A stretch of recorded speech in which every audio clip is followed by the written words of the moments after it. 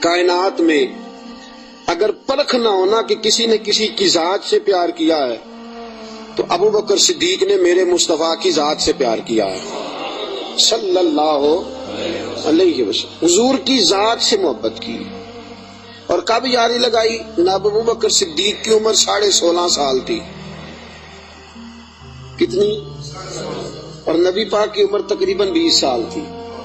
مکے میں دوستی لگ گئی، پانی پرن سہیلیاں تے رنگا رنگ کڑے، اسی پریا اس دا جانیے جس دا توڑ چڑھے۔ کہاں دوستی لگائی؟ 16.5 سال کی عمر۔ آج 1450 سال گزر گئے ہیں، مدینہ منورہ جو جا کے گردن چکاتا ہے ابو بکر کی یاری کو بھی سلام کر کے جاتا ہے۔ کیسی دوستی ہے! اور ذات کے ساتھ پیار کیا، صفات کے ساتھ نہیں۔ جب آدمی کا عروج ہوتا ہے تو بڑے یار آ جاتے ہیں، بڑے دوست نکلتے ہیں، وہ کہتے ہیں کیا بات ہے جناب کی، ہم آپ کے ساتھ رہا کرتے تھے، وہ پرانا یارانہ، پرانی دوستی، آپ ہمارے پڑوسی ہیں، چوتھی گلی میں آپ کا گھر ہوتا تھا، کبھی کبھی فلاں دکان پہ ملتے تھے، اکٹھا سودا خریدتے تھے، بڑے لوگ۔ لیکن دکھ کا وقت، تکلیف کا وقت، ابو بکر صدیق نے حضور سے اس وقت یارانہ لگایا تھا جب کوئی بھی نہ تھا، کوئی بھی نہ تھا۔ کئی لوگ آئے ہیں، وَرَأَيْتَ النَّاسَ يَدْخُلُونَ فِي دِينِ اللَّهِ أَفْوَاجًا، فوجوں کی فوجیں آئیں، لیکن ابو بکر اس زمانے میں آئے حضور کی ذات سے پیار کر کے، نبی پاک کی شخصیت سے پیار کر کے۔ 16.5 سال کی عمر میں یارانہ لگایا۔ حضور بھی تجارت کرتے تھے، جناب صدیق اکبر بھی تجارت کرتے تھے۔ جب جناب خدیجۃ الکبریٰ سے نبی پاک علیہ الصلوۃ والسلام کا نکاح مبارک ہوا تو حضور اسی محلے میں چلے گئے جہاں حضرت خدیجہ کی رہائش تھی۔ تو اسی محلے میں، جس کو آج شار ابراہیم خلیل کہا جاتا ہے، اسی محلے میں مکہ مکرمہ میں جناب صدیق اکبر کا گھر تھا۔ پہلے یارانہ تھا، پھر محلہ بھی ایک ہو گیا۔ شام کو روز ملاقات ہو جاتی، روز۔ جس دن رسول کائنات صلی اللہ علیہ وسلم پہ وحی کے آثار آنے لگے نا، جناب جبرائیل علیہ السلام تشریف لانے لگے، آثار وحی آنے لگے، تو نبی پاک علیہ السلام تھوڑا تھوڑا پریشان رہنے لگے۔ جناب خدیجۃ الکبریٰ نے حضرت ابو بکر صدیق کو پیغام بھیجا، بلایا، اور اس زمانے میں ابھی کلمہ نہیں پڑا۔ فرمانے لگی آپ کے صاحب، آپ کے دوست ذرا پریشان رہتے ہیں، ان سے پوچھے تو صحیح کیا معاملہ ہے۔ حضرت خدیجۃ الکبریٰ رضی اللہ، یہ کس زمانے کا یارانہ، یہ کس دور کی دوستی ہے؟ اور وہ تجارت کا زمانہ تھا، وہ کاروبار کا وقت تھا، رسول پاک کے ساتھ دوستانہ لگ گیا تھا، محلہ ایک تھا۔ پھر اس دوستی نے آگے درجات اختیار کیے۔ انسان اپنے دوست کے ساتھ، اور بالخصوص جو جوانی کا دوست ہوتا ہے، اس کے ساتھ بڑا بے تکلف ہوتا ہے۔ اور آپ نے اگر کسی بندے کو پرکھنا ہو تو دن رات اس کے ساتھ ٹائم گزارے۔ رسول کریم صلی اللہ تعالی علیہ وسلم کی بارگاہ میں کسی شخص نے عرض کی، حضور فلاں بندہ بڑا اچھا ہے۔ فرمایا کبھی تو نے اس کے ساتھ سفر کیا ہے؟ کہا حضور نہیں۔ فرمایا پہلے سفر کر پھر بتانا، پہلے اس کے ساتھ، تاکہ تجھے اس کے دن رات کے معاملات کا پتہ چلے، اس کے مزاج کا پتہ چلے، پھر بتانا، یوں نہ بتا۔ جناب صدیق اکبر رضی اللہ تعالیٰ عنہ نے نبی پاک علیہ الصلوۃ والسلام کو 20 سال کی عمر مبارک سے جانتے تھے، اور حضور علیہ الصلوۃ والسلام نے اعلان نبوت فرمایا 40 سال کی عمر میں۔ یہ جو 20 سال ان کا درمیان میں یارانہ رہا، دوستانہ رہا، اس پورے عرصے میں انہوں نے نبی پاک علیہ السلام کو اس نگاہ سے نہیں دیکھا کہ یہ نبی ہے۔ توجہ ہے آپ کی؟ بات کو پرکھیے گا، ذرا غور کیجئے گا۔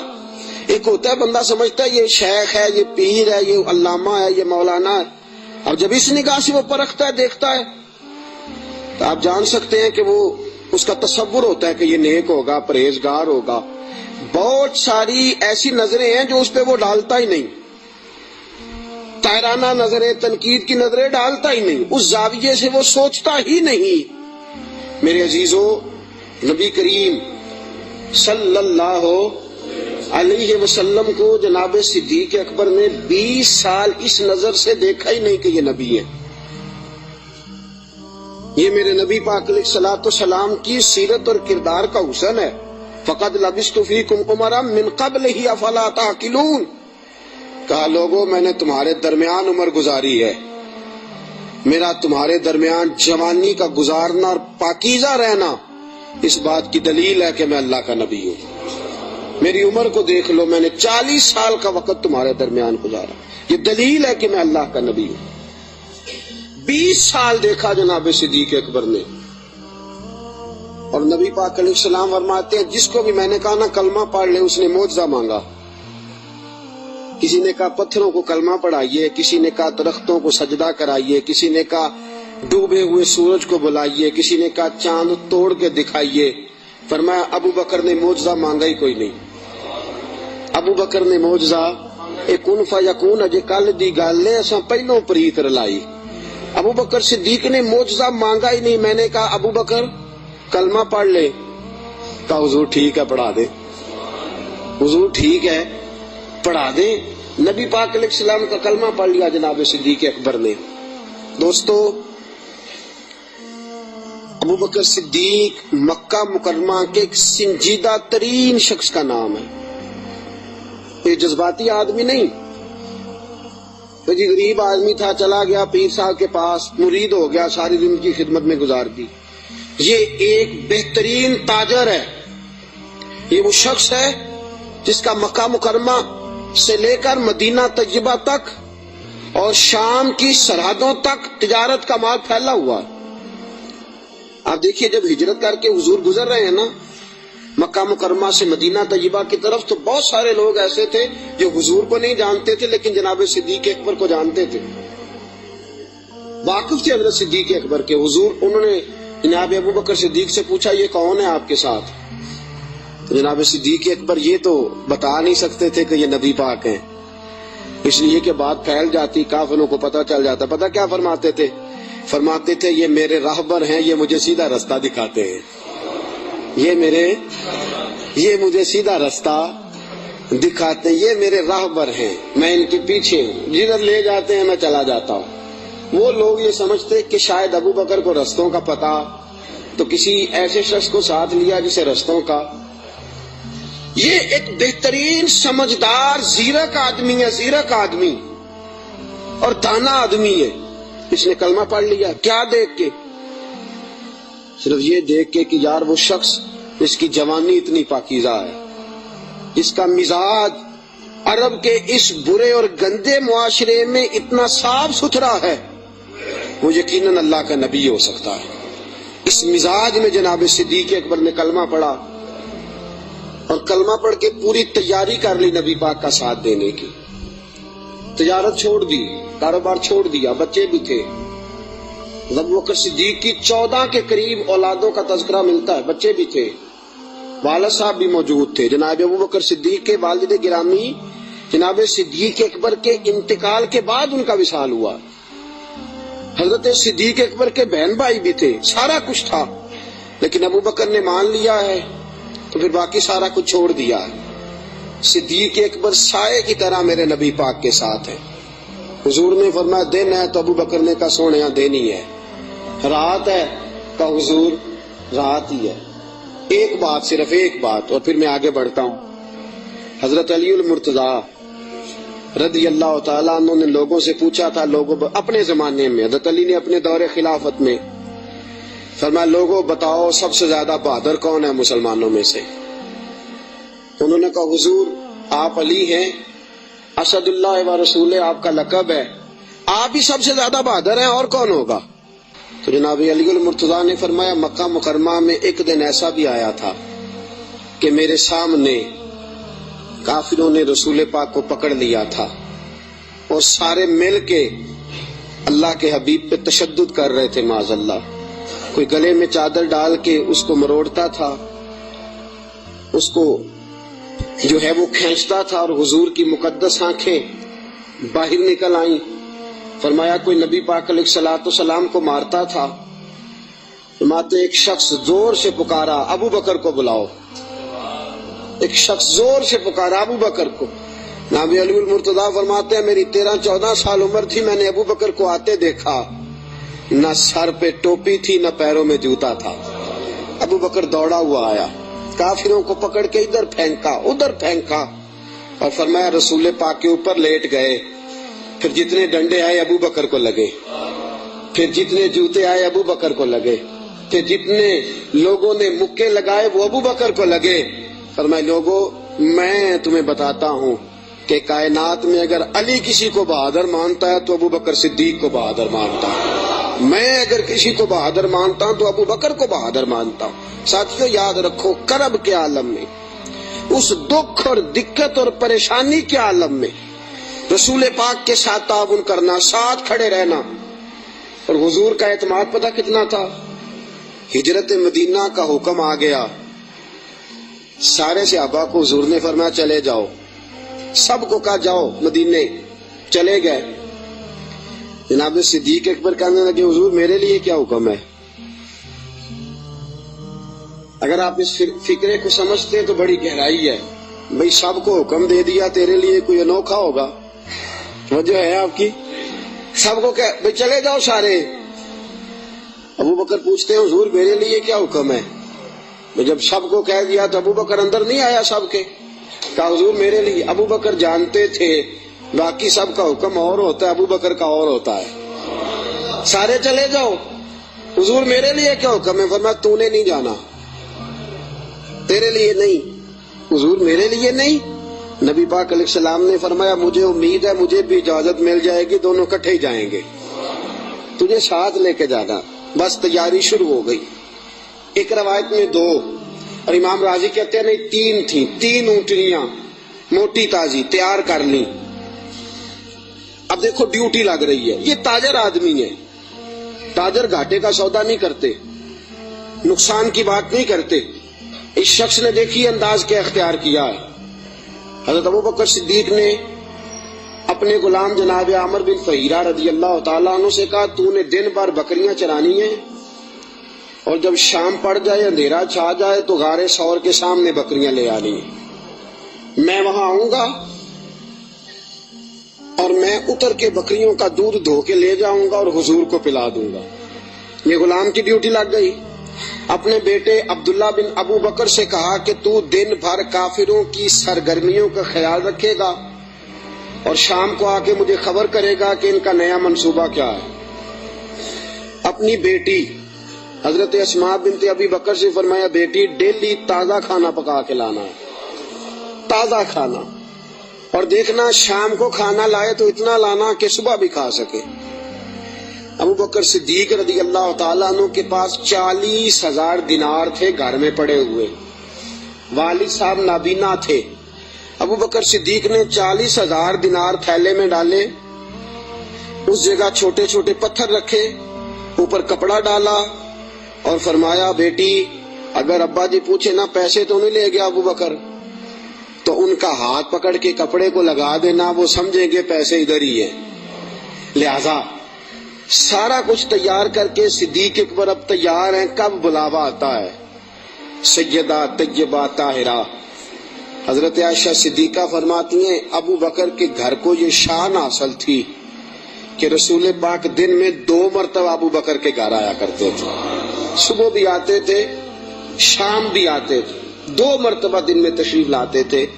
फरमाती हैं रात का वक़्त है, मेरे वालिद गिरामी को हुजूर ने कह दिया है, उधर सारे काफिरों ने नबी पाक अलैहिस्सलाम का मकान मुहासरा कर लिया है।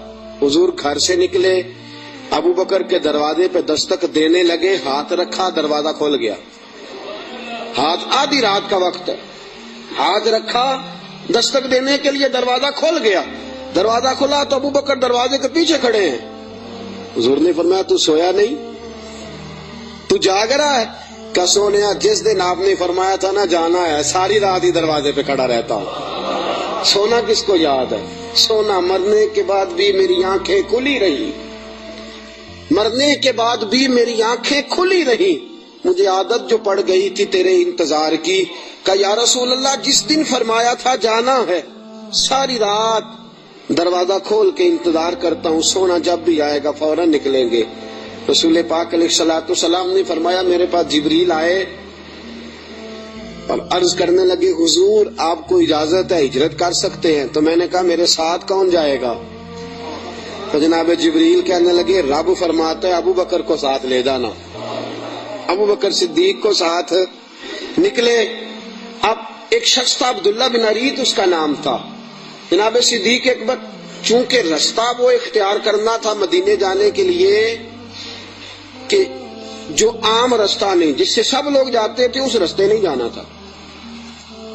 رستے میں آبادیاں تھی، گاؤں تھے، ایسا نہ ہو کہ کفار کو پتہ چل جائے، الگ رستہ اختیار کر. ایک شخص حضرت صدیق اکبر نے کچھ پیسوں پر ساتھ لیا، جو بندہ رستہ ایک الگ رستہ اختیار کرنا تھا تو وہ رستہ بتلائے.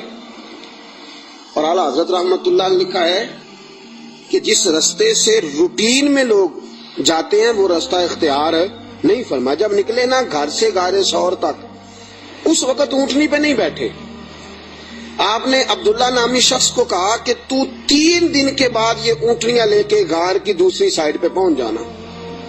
3 دن کے لیے جب گئے ہیں، رات کو تو پیدل گئے ہیں. نکلے غار ثور کی طرف، نبی پاک ساتھ ہیں، ساری رات کی نیند ہے، حضور کا جسم مبارک نازک ہے. غار ثور تک جاتے ہی تھک گئے رسول پاک علیہ السلام، بظاہر تھک گئے. عمر بھی زیادہ نہیں، ابو بکر صدیق 2-2.5 سال تو چھوٹے ہیں صرف.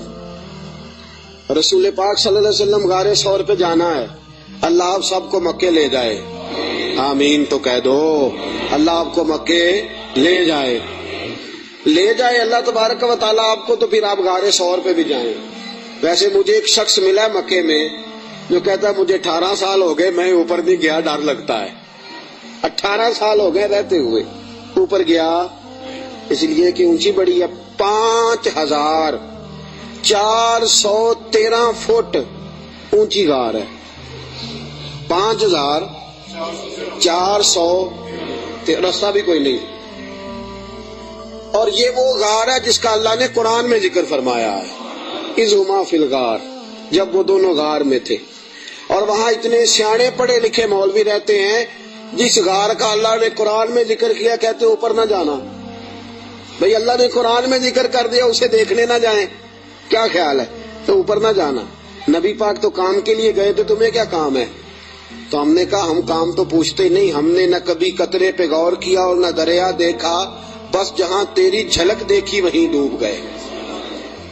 اب 5413 فٹ اونچی غار ہے، رستہ آج بھی صحیح نہیں.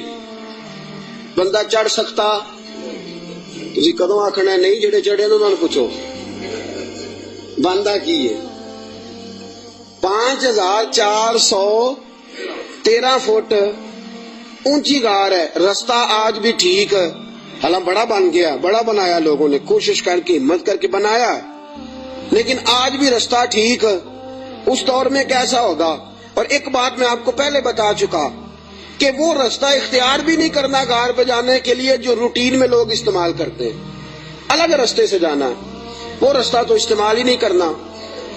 اب تھوڑا سا رستہ چڑھے، الگ رستہ ہے، غار ثور پہ چڑھنا ہے. حضرت ابو بکر صدیق فرماتے ہیں اچانک میری نظر پڑی تو حضور کے مقدس قدموں سے خون بہ رہا تھا. اچانک نظر پڑی. بڑے بڑے پہلوان لوگ میں نے دیکھے ہیں، نصیبوں والے، جو ویل چیئر پہ اپنے ابا جی کو سارا حج کرا دیتے ہیں، بڑے نصیبوں والے.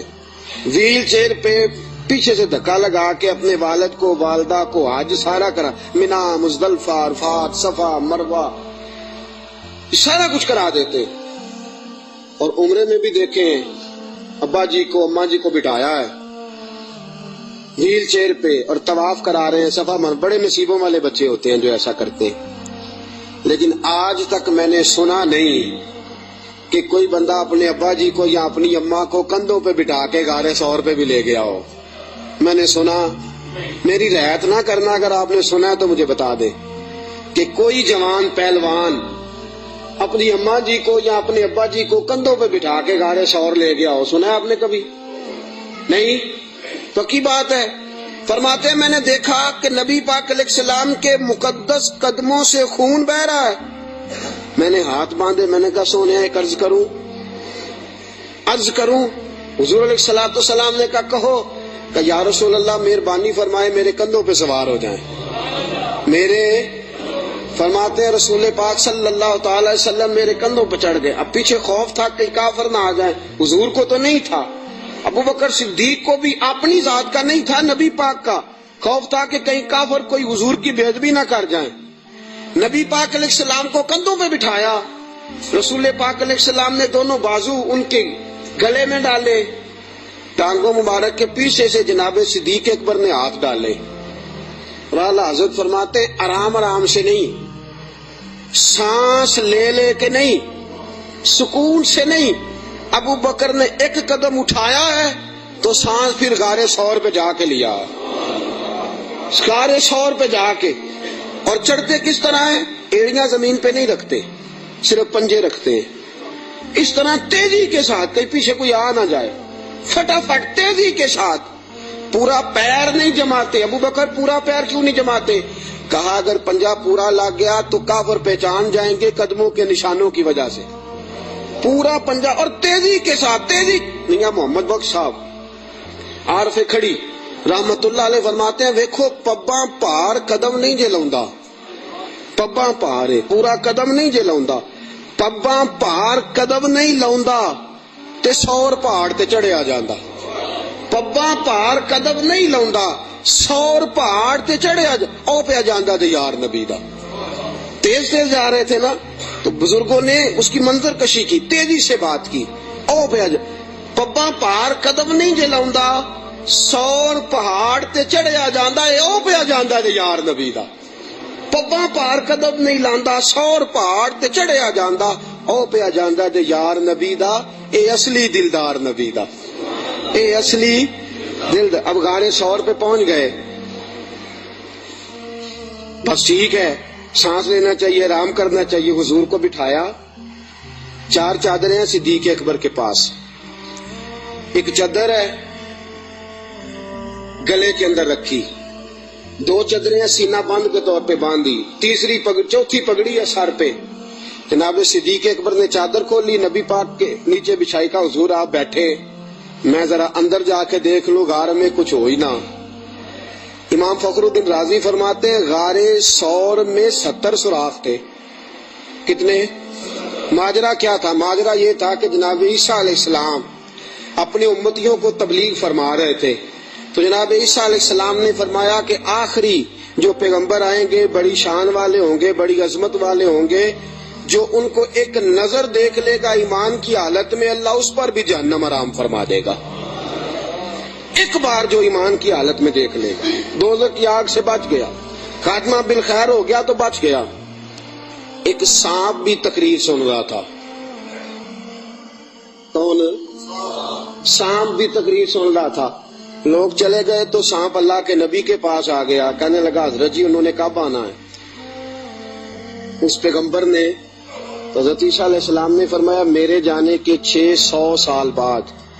کہنے لگا کہاں آئیں گے, کہاں رکیں گے, کہاں ٹھہریں گے, میں نے زیارت کرنی ہے. آپ نے فرمایا 600 سال کون انتظار کرتا ہے؟ کہا حضور دل میں محبت آ گئی ہے, آپ مجھے بس بتا دے سونے کا رستہ کون سا ہے, راہ کون سی ہے. انتظار کرنا اور انتظار کے اندر اپنے آپ کو زندہ رکھنا اللہ کے فضل سے یہ میرا کام ہے, آپ مجھے بتائیں. حضرت عیسیٰ علیہ السلام نے فرمایا وہ مکے میں آئیں گے, ہجرت کر کے مدینے جائیں گے. مجھے اللہ تبارک و تعالیٰ کے لوح محفوظ سے پتا چلا ہے کہ ایک غار ہے, غار ثور, جس میں 3 دن اور 3 راتیں وہ قیام کریں گے. کہنے لگا سونیا بس مجھے رستہ بتا دے, وہی میں ڈیرا لگا لیتا ہوں جا کے. وہ 600 سال پہلے آ گیا.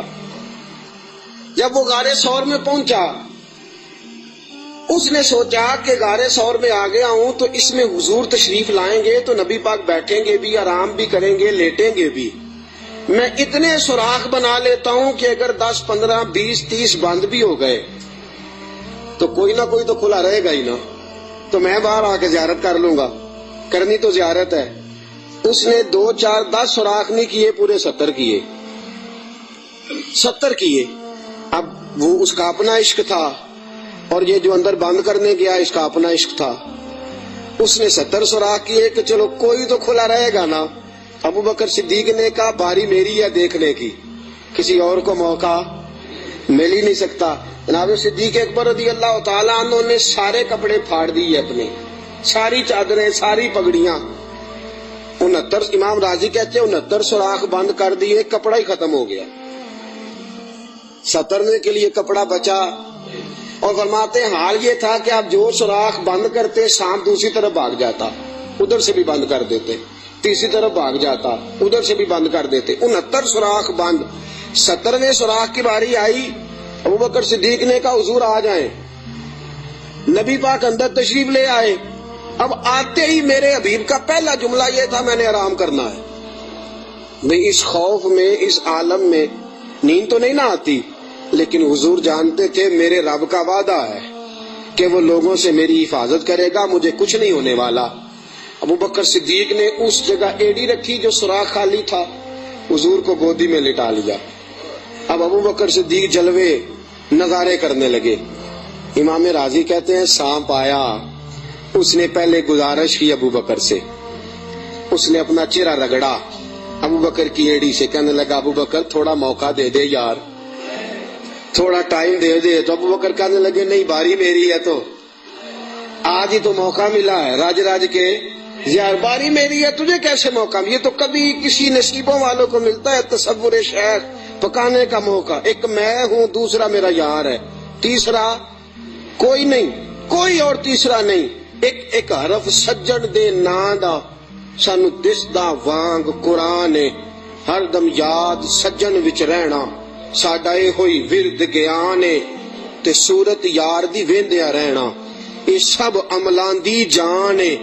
سجنا ساڈا دین کی پوچھنا ہے، ساڈا اے ہوئی دین ایمان ہے. میری باری ہے. ابوبکر کہتے ہیں میں نہیں آنے دیتا. اس نے پہلے گزارش کی ہے. جناب صدیق اکبر کی بے ادبی فرماتے ہیں جب نانا مانے بات تو اس نے 19 ڈنگ مارے. کتنے بولیے گا ذرا؟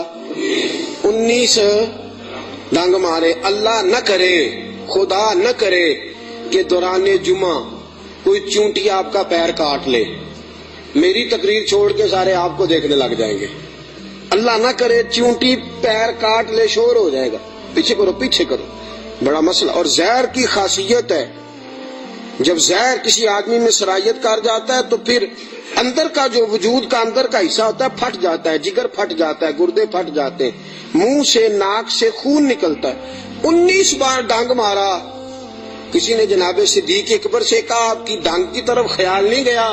فرمانے لگے میں ڈانگ دیکھتا کہ محمد کا رنگ دیکھتا، ڈانگ دیکھتا کہ رسول پاک علیہ السلام کا رنگ دیکھتا.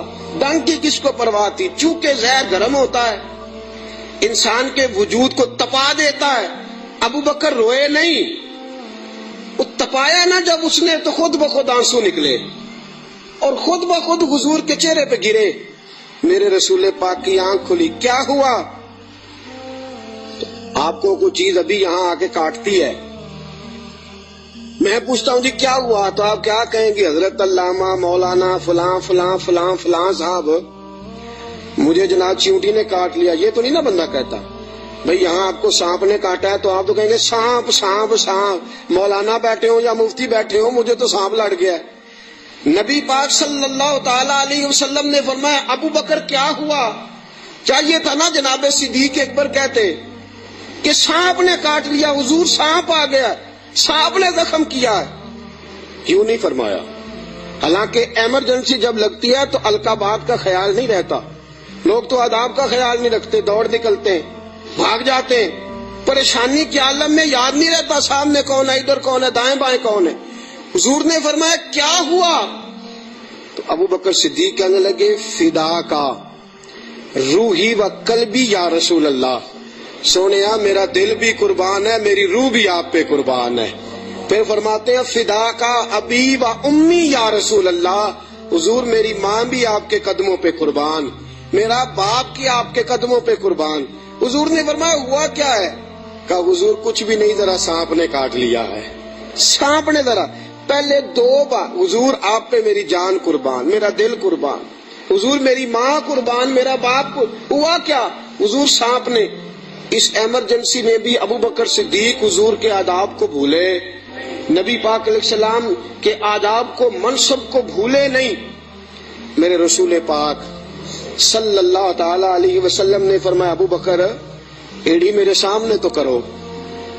نبی کریم علیہ السلام کے سامنے ایڑی کی تو تھوڑا لعاب دہن حضور نے لگایا. ابو بکر صدیق فرماتے اس گرمی کے موسم میں مصطفیٰ کا لعاب لگا 19 بار ڈنگ کا پتہ بھی نہیں چلا تھا. لعاب دہن نے پورے وجود میں ٹھنڈ پیدا کر دی, پورے وجود میں ٹھنڈک پیدا ہو گئی.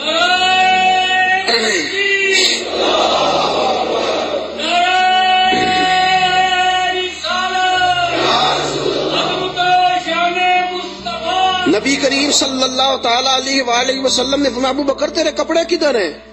کہا سونیا 3-4 لے کے آیا تھا, سارے ٹکڑے ٹکڑے کر کے میں نے لگا دیے. میرے حبیب پاک نے ہاتھ اٹھائے اور دعا کیا دی, کہا اے اللہ جس طرح میں اور ابو بکر غار میں کٹھے ہیں ہمیں جنت میں بھی کٹھا ہی رکھنا. یا اللہ جس طرح ہم غار میں کٹھے ہیں جنت میں بھی کٹھا ہی رکھنا. میرے رسول پاک علیہ السلام نے. اب دیکھیے اگلا منظر کیا ہے. شام کو بیٹی کھانا پہنچاتی ہے, غار سور پہ چڑھ کے جاتی ہے بچی. ابو بکر صدیق کا بیٹا روز خدمت کرتا ہے. سارا خاندان ابو بکر نے اسی کام پہ لگا دیا, پیسے بھی سارے لگا دیے. دنیا کہتی ہے کائنات میں ابو بکر کیوں ہوتی ہے؟ دوستو ابو بکر نے حد کر دی. اور میرے نبی پاک نے فرمایا کسی کی جان نے اور کسی کے مال نے مجھے اتنا نفع دیا ہی نہیں جتنا ابو بکر کے مال نے مجھے نفع دیا. کسی نے دیا ہی نہیں. بڑے لوگوں نے حضور پہ مال خرچ کیا, اتنا نفع دیا نہیں کسی نے جتنا صدیق اکبر نے دیا. ایک صحابی کہتے ہیں یہ حدیث بخاری میں بھی موجود ہے, دیگر کتب میں ذرا تفصیل سے موجود ہے. حضرت ابو بکر صدیق سے ایک دن کہنے لگے ذرا غار سور تک تو بات ٹھیک ہے, اور یہ پتہ ہے خدمت کا موقع انہیں کتنے دن ملا ہے؟ 3 دن اور 3 راتیں. ابو بکر حضور کو کھانا بھی کھلاتے, نبی پاک صلی اللہ تعالی وسلم کے سر مبارک میں تیل بھی لگاتے, رسول پاک علیہ الصلوۃ والسلام کو اپنی گود میں سلاتے بھی. نبی پاک علیہ السلام کا 3 دن اور 3 راتیں. پوری دنیا میں کسی نبی کے کسی امتی کو یہ اعزاز حاصل نہیں ہوا کہ نبی اور امتی غار میں ہو تو اللہ کہے تم دونوں اکیلے نہیں, ان اللہ معنا, میں بھی تمہارے ساتھ ہوں, میں بھی تمہارے. اللہ بھی ان کے حضور نے فرمایا ابو بکر غم نہ کر, اللہ بھی ہمارے ساتھ ہے. 3 دن اور 3 راتیں یہ قرب خاص نبی پاک علیہ السلام کے ساتھ, خاص قرب تنہائی میں نبی پاک علیہ الصلوۃ والسلام کی خدمتیں جناب صدیق اکبر رضی اللہ تعالیٰ عنہ کو میسر آئیں. میرے دوستو صحابہ نے کہا اے ابو بکر غار سے باہر کی بھی کوئی بات بتاؤ. غار میں تو آپ نے مزے لوٹے, بڑی موج کی, حضور کی بڑی خدمت کی, بڑی جم کے زیارت کی, کوئی بات بھی بتاؤ. تو فرمایا غار سے نکلے, اونٹنیوں پہ بیٹھے تو ایک دن حضور تھک گئے, گرمی بڑی سخت تھی. مکہ مکرمہ سے مدینہ منورہ سے مکہ مکرمہ کا درمیانی فاصلہ, اعلیٰ قسم کی اے سی والی بس پہ بیٹھ کے جائیں تو 4-5 گھنٹے لگ جاتے ہیں. ٹھیک ہے نا جی, 4-5 گھنٹے بھی لگتے ہیں. درمیان میں کھڑا کر کے وہ روٹی بھی کھانے کا موقع دیتے ہیں, سارا کچھ کرتے ہیں, لیکن بندے پھر بھی جا کے تاکی جاتے ہیں, کہتے ہیں حد ہو گئی ہے جی, کتنا ٹائم رہ گیا ہے, کتنے گھنٹے ہو گئے, پوچھ کے تھک جاتے ہیں. میرے نبی پاک علیہ الصلوۃ والسلام اونٹنی پہ سوار ہے, تیز دھوپ کا منظر ہے. جناب صدیق اکبر فرماتے ایک مقام پہ شدید تھکاوٹ محسوس ہوئی تو میں نے عرض کی یا رسول اللہ صلی اللہ علیہ وسلم اگر مہربانی فرمائیں تو تھوڑا آرام نہیں کر لیتے؟ اب ساتھ یہ بھی تھے نا, چاہیے تھا نا دونوں آرام کرتے. فرماتے ہیں نبی پاک علیہ السلام نے فرمایا جیسے تم کہو. میں جلدی سے گیا, مجھے ایک پہاڑ نظر آیا, اس پہاڑ کے نیچے پہاڑ کا تھوڑا سا سایہ تھا. فرماتے ہیں میں نے جلدی سے وہاں سے کنکر وغیرہ ہٹائے, اپنا کپڑا بچھایا اور حضور کو عرض کی یا رسول اللہ یہاں تشریف رکھیں. نبی پاک وہاں بیٹھ گئے. جناب صدیق اکبر رضی اللہ تعالیٰ عنہ فرماتے ہیں میں جلدی سے اٹھا, ایک بڑا پیالہ تھا ایک چھوٹا پیالہ تھا. دور مجھے ایک چرواہا بکریاں چراتا نظر آیا, میں اس کے پاس گیا. میں نے کہا یار بکریاں تیری اپنی ہیں یا کسی کا, تو چرواہا ہے؟ اس نے کہا نہیں میری اپنی بکریاں ہیں. میں نے کہا ایک بکری کا دودھ میں تجھ سے خریدنا چاہتا ہوں. اس نے کہا ٹھیک ہے لے لو. فرماتے ہیں میں جلدی سے گیا, اس کو پیسے دے کے نکلا تو کہنے لگا کدھر جا رہے ہو؟ میں نے کہا ابھی بتاتا ہوں. بڑے برتن میں پانی لایا, میں نے کہا میں نے مصطفیٰ کے لیے لنگر لے کے جانا ہے، یہ پانی لے لے، ہاتھ بھی دھو لے اور بکری کے تھن بھی دھو لے۔ پہلے ہاتھ بھی دھو، بکری کے تھن بھی دھو۔ سفر ہے تو کیا ہوا، مشقت کا معاملہ ہے تو کیا ہوا؟ میں اپنے شیخ کے آداب بھول سکتا؟ میں نبی پاک صلی اللہ تعالی وسلم کے آداب بھول سکتا؟ آداب پورے سر انجام دیے جائیں گے۔ محبوب کریم صلی اللہ تعالی علیہ وسلم کے لیے دودھ لایا، فرماتے ہیں دودھ لے کے آ گیا، جب پہنچا تو اللہ کے حبیب سو گئے تھے۔ اب حضور آرام فرمائے، میں نے تھوڑا سا اس میں ٹھنڈا پانی ڈالا، دودھ کو ٹھنڈا کر لیا۔ فرماتے ہیں دودھ کا پیالہ لے کے حضور علیہ السلام کے سرانے والی سائڈ پہ بیٹھ گیا۔ میں نے کہا جگانا نہیں، سونا جب اٹھے گا تب بھی پیش کر دوں گا۔ یاد رکھیں سفر میں انسان پریشان ہو جاتا ہے، روایت میں آتا ہے سفر عذاب کا ٹکڑا ہے، دقت ہو جاتی ہے، انسان بھول جاتا ہے اپنا آپ بھی۔ لیکن جناب صدیق اکبر نبی پاک کے آداب کو بھولے؟ بھئی آپ بھی تو تھکے ہوئے ہیں، آپ بھی تو ساتھ بیدار ہیں، آپ بھی تو سارا کچھ کر رہے ہیں، لیکن ابو بکر صدیق رضی اللہ تعالیٰ عنہ دودھ کا پیالہ لے کے سرانے بیٹھے رہے۔ اپنی مرضی سے میرے مصطفیٰ کی آنکھ کھلی، رسول پاک نے مسکرا کے دیکھا تو ابو بکر صدیق نے دودھ کا پیالہ پیش کیا۔ جب رسول پاک نے ٹھنڈا ٹھنڈا دودھ پیا، ابو بکر تیرے نصیبوں پہ قربان جائیں، اعلیٰ حضرت فرماتے ہیں حضور نے بچا ہوا دودھ ابو بکر کو عطا فرمایا۔ جناب صدیق اکبر نے دودھ پیا، یہی کافی نہیں تھا انعام؟ اتنا حضور کا جھوٹا کسی کو مل جائے تو یہی انعام کافی نہیں تھا؟ جب ابو بکر دودھ پی چکے تو میرے نبی پاک کی آنکھوں میں آنسو آ گئے، حضور رو پڑے، اور رسول پاک نے فرمایا اے اللہ، اے میرے مولا، تو ابو بکر کی نیکیاں دیکھ رہا ہے نا، اس کو بدلہ بھی قیامت کے دن تو ہی عطا فرمائے گا، تو ہی عطا کرے گا صبح قیامت اس کو بدلہ۔ عزیزو، جناب صدیق اکبر نے ہر موڑ پر تنہائی کے حضور کی ذات سے محبت کی ہے۔ جو حضور نے کہہ دیا ابو بکر نے کہا ٹھیک ہے، جیسا حکم ہو گیا، باقی ساری کائنات پیچھے۔ آج جوز ماننے کا ماحول ہے، جوز، تھوڑی مان لو تھوڑی چھوڑ دو، تھوڑا کر لو تھوڑا اپنا نفع نقصان سوچ کے چلو۔ ابو بکر صدیق نے سوچ دی کہ جب غلامی کا تصور آ گیا پھر نفع نقصان بھول جاؤ، پھر یہ دیکھو کہ سامنے کیا۔ کسی نے سیدنا غوث اعظم جیلانی سے پوچھا کہ حضرت جی آپ کے لاکھوں مرید ہوئے ہیں، مزہ کس بات میں آیا ہے؟ آپ فرمانے لگے لاکھوں چھوڑ دو، اللہ ایک دے دے، دے ابو بکر جیسا دے۔ لاکھوں چھوڑو، ایک دے دے اللہ، دے ابو بکر جیسا دے۔ لاکھوں کا کیا کرنا، ایک چاہیے، ہونا ابو بکر جیسا چاہیے، جو صدیق اکبر جیسا ہو۔ جناب ابو بکر صدیق رضی اللہ تعالیٰ عنہ نے اپنا آپ دیکھا ہی نہیں، پھر ساری زندگی رسول پاک کو راضی کرنے میں گزار دی۔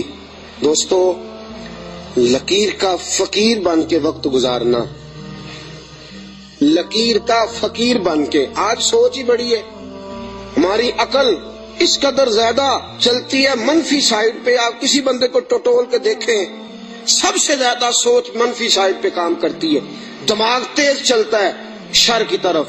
لیکن ساری زندگی میں نبی پاک علیہ الصلوۃ والسلام کے ساتھ 20 سال کی عمر میں جرانہ لگایا تھا اور 63 سال کی عمر میں وصال فرمایا۔ جناب ابو بکر صدیق رضی اللہ تعالیٰ عنہ کا یہ 43 سالہ جرانہ، 40 اور 3 43 سالہ جرانہ جناب صدیق اکبر کا، ساری زندگی حضور، اور بعد از وصال ظاہری بھی نبی پاک کے ساتھ جرانہ نہیں توڑا۔ ایک دن حضرت عائشہ صدیقہ سے کہنے لگے حضور کے اور حضرت المستدرک صحیح مستدرک میں حضرت عبداللہ ابن عمر موجود تھے۔ کسی شخص نے کہا کہ ابو بکر صدیق کا وصال بیماری کی وجہ سے ہوا ہے، جاگیے ذرا میری بات سنیے۔ کسی شخص نے کہا کہ جناب صدیق اکبر کا وصال بیماری کے عالم میں ہوا۔ جناب سیدنا عبداللہ ابن عمر نے جلال فرمایا تمہیں تمہاری ماں روئے، ابو بکر بیمار ہو کے گیا ہے پر اسے کوئی ظاہری مرض نہیں تھا، وہ نبی پاک کے وصال کو برداشت نہیں کر سکا۔ اسے حضور کی جدائی کا غم تھا، جنہاں دے دل بر جانی بچھڑن کون روے پھر تھوڑا، سب روگاں دا روگ محمد جس دا نام بچھوڑا۔ نبی پاک علیہ السلام کی جدائی کا غم لے کے قبر انور میں حضرت عبداللہ ابن عمر کا فرمان۔ عزیزو، جناب صدیق اکبر نے حضرت عائشہ سے فرمایا، بیٹی وہ چارپائی مل سکتی ہے جس پہ حضور نے وصال فرمایا تھا؟ کہا مل سکتی ہے۔ کہا مجھے بتا سکتی ہو؟ چارپائی آ گئی۔ حضور اس وقت کس سائیڈ پہ لیٹے ہوئے تھے؟ کعبہ جی اس جانب حضور کا رخ تھا کعبے کی طرف، ابو بکر کعبے کی طرف ہو گئے۔ کہا حضور نے آخری موقع پہ کیا استعمال کیا تھا؟ نبی پاک نے مسواک استعمال کی تھی۔ کہا بیٹی مسواک لاؤ۔ کپڑے کس رنگ کے پہنے تھے؟ ابو بکر اس رنگ کے پہنے تھے۔ بیٹی تھی نا جی سیدہ عائشہ، رو پڑی۔ کعبہ جی آپ کیوں ایسے سوالات کرتے ہیں؟ کہا بیٹی زندگی مصطفیٰ کے نام پہ گزار دی ہے، میرا تو اور تعارف ہی کوئی نہیں، نوکر بن کے وقت گزارا، نوکری کی ہے زندگی میں، اور تعارف ہی کوئی نہیں، میں نے تو اور کچھ کمایا ہی نہیں، میں اپنی حیاتی تو قربان جاواں، بس محمد محمد پکیندے گزر گئی، اور تو کچھ کٹھا ہی کوئی نہیں کیا۔ میرے ساتھ جو تاجر تھے انہوں نے جائیدادیں بنائی، اور میرے ساتھ جو کاروبار کرنے والے تھے انہوں نے پیسے بنائے، پر میں اپنی حیاتی تو قربان جاواں، میری تے محمد محمد پکیندے گزر گئی، اور تو کوئی کام کیا ہی نہیں، بس اسی کام میں گزر گئی۔ دل کرتا ہے، میرا دل کرتا ہے کہ مروں بھی اس طرح جس طرح رسول پاک نے وصال فرمایا تھا۔ بیٹی میرا دل کرتا۔ حضرت عائشہ صدیقہ رضی اللہ تعالیٰ عنہ عرض کرتی ہیں کہ آپ اس قسم کی باتیں کیوں؟ کہا بیٹی ایک آخری جواب دے دے، حضور کا وصال ہوا تو دن کون سا تھا؟ حضرت عائشہ صدیقہ فرماتی ابا جی پیر کا دن تھا۔ فرمایا بیٹی پھر تو دعا کر اللہ مجھے منگل نہ دکھائے، دعا کر اللہ مجھے منگل نہ دکھائے یہ وقت۔ دوستو، جناب صدیق اکبر کا وصال ہوا تو علی المرتضیٰ جیسا شیر چارپائی کے سرانے کھڑا ہوا، تو حضرت ابو بکر کی چارپائی کے سرانے کھڑے ہو کے علی المرتضیٰ رو رو کے بحال ہو گئے، اور کہنے لگے لوگ کہتے ہیں ابو بکر چلا گیا ہے، مجھے تو لگتا ہے دنیا سے مصطفیٰ کی تصویر رخصت ہو گئی ہے۔ لوگ کہتے ہیں ابو بکر گیا، اور مجھے لگتا ہے کہ یہ وفاؤں کا جنازہ ہے، یہ آج جو ہم جنازہ پڑھیں گے یہ محبتوں کا جنازہ ہے۔ کائنات میں وفا جس کا نام تھا، اور کائنات میں نوکری کرنے کا جس نے حق ادا کیا ہے، اور کائنات میں جس نے وفائیں رقم کی، حضرت علی المرتضیٰ شیر خدا رضی اللہ تعالی عنہ نے فرمایا مجھے تو لگتا ہے یہ وفاؤں کے پیکر کا جنازہ ہے۔ ابو بکر صدیق کا جنازہ اٹھا، علی المرتضیٰ میرے حبیب پاک علیہ السلام کے روضہ اطہر پہ کھڑے ہو کے کہنے لگے حضور ابو بکر آیا ہے، یا رسول اللہ ابو بکر آیا ہے۔ اس کا دل کرتا ہے کہ آپ کے قدموں میں جگہ ملے۔ جناب علی المرتضیٰ پیغام دیتے، اور میرے حبیب پاک صلی اللہ علیہ وسلم کے روضے کی کھڑکی کھلتی ہے تو حضور نے فرمایا اس نے نوکری بڑی کی ہے، اس کو قریب لاؤ اور اس کو میرے پہلو میں دفن کرو۔ انسان تو انسان رہے، 70,000 فرشتے عصر کے وقت اور 70,000 فرشتے جو فجر کے وقت مجھ پر سلامی دینے آتے ہیں، میں ان کی ڈیوٹی لگاؤں گا۔ ابو بکر پہ بھی سلام پڑھ کے جانا، صدیق کی عظمت کو بھی سلامی دے کے جانا۔ اللہ کی قسم، جو ابو بکر رضی اللہ تعالیٰ عنہ سے معاذ اللہ کسی وجہ سے اختلاف بھی رکھتا ہے نا، میرے حبیب نے کوئی رنگ ہی ایسا بنا دیا ہے۔ ابو بکر سے معاذ اللہ استغفر اللہ کسی وجہ سے اختلاف بھی رکھتا ہے نا، جب میرے مصطفیٰ کے مواجہ شریف کے سامنے کھڑا ہو کے ہاتھ باندھ کے سر جھکاتا ہے اور حضور پہ سلام پڑھتا ہے، تو قسم اللہ کی ابو بکر کی بارگاہ میں خود بخود ہی سر جھک جاتا، خود بخود سر جھک جاتا۔ قیامت تک لوگ سلامیاں دے رہے ہیں۔ ایک کی کام سیکھا ابو بکر نے، انہوں نے کہا میں نے کل مانا، کل، میں نے جز کی بات نہیں کی، تھوڑا سا مان کے میں نے چھوڑ نہیں دیا، میں نے کل مانا ہے۔ مکے کی گھاٹیاں تھی پھر بھی میں نے کل ہی مانا، غار سور کی راتیں تھی تو میں نے کل مانا، اور غار سور سے نکلے تو لوگوں میں نے کل ہی مانا۔ مصطفیٰ نے کہہ دیا تو میں بھاگ گیا، اور فرمایا قبر کی دیواروں تک میں نے کل مانا ہے، اور میرے کل ماننے کی منظوری اس دن ہوئی ہے جس دن نبی نے گنبد کا سایہ عطا کر دیا، یہ منظوری ہو گئی۔ تو ساتھیو یاد رکھنا، کل مانو، جز جز ماننے چھوڑ دو۔ دو گھروں کے مہمان بنو گے کہیں بھوکے نہ رہ جانا، اور دو کشتیوں کے سوار بنو گے تو کہیں ڈوب نہ جانا، آدھے تیتر آدھے بٹیر بن کے وقت گزارو گے تو الجھ جاؤ گے۔ کلمہ پڑھا ہے تو اب کل مانو، کل مان کے چلو، صحیح مان کے چلو، نوکری کرو تو جم کے کرو۔ کل ماننے میں جو مزہ آتا ہے وہ جز ماننے میں نہیں آتا۔ کل مان کے زندگی گزارو، پھر دیکھو کیسی محبتوں سے گزرتی ہے اور کیسی عقیدتوں میں گزرتی ہے۔ ہمیشہ مدحت خیر الانام میں گزرے، دعا ہے یہ عمر درود و سلام میں گزرے۔ وآخر دعوانا